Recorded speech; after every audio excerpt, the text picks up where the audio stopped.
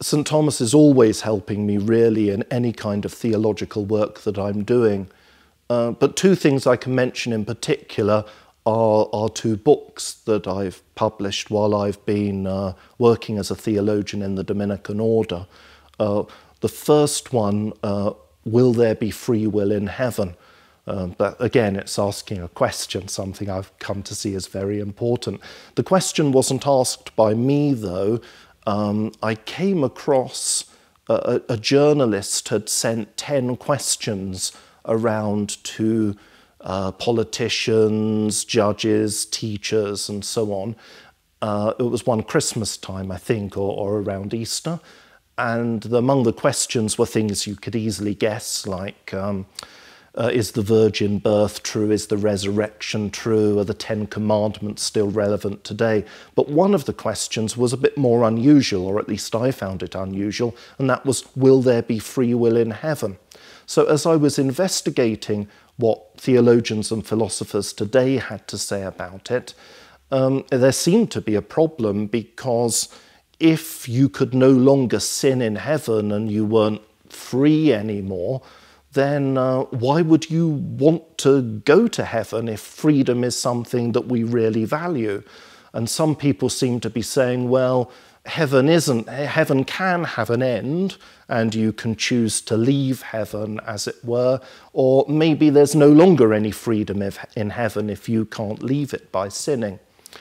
And by looking into St. Thomas's view of freedom, which he uses very much in his understanding of how the human person makes their way towards God, there's a way in which freedom is opened up, in which freedom is enlarged, and say through discipline and in other ways, we become able to do so much more good. Our freedom grows for good, and as we progress, our freedom to do evil somehow lessens. So the freedom to sin is somehow a defect in our freedom. It's not really part of the perfection of freedom.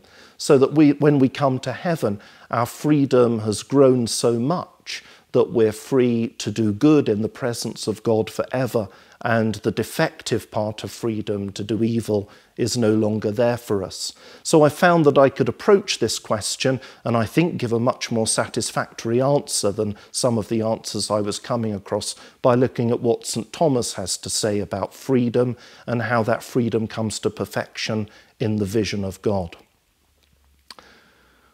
Another book that I've written more recently is called Did the Saviour See the Father? And again, it's about that same vision of God that I've just mentioned, the vision that we will come to in heaven. But it's about the idea of St. Thomas and other theologians have taught that Jesus had this vision of God even during his earthly lifetime. Lots of people have asked me about what Jesus knew. Did Jesus know he was God? Did Jesus know he was the Messiah? And I think I wanted to take the question to a slightly different level and ask not so much what Jesus knew as how did he know it? Did he have a special way of knowing God that we don't have, at least a way that we don't have yet? And that's where the idea of the beatific vision as part of Christ's knowledge comes in.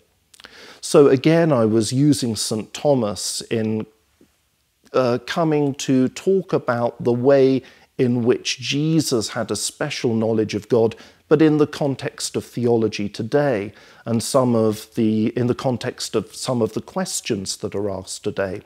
I think since the Enlightenment, we're a lot more conscious about the difficulties in making a claim to revelation, in believing things on faith, in believing by authority.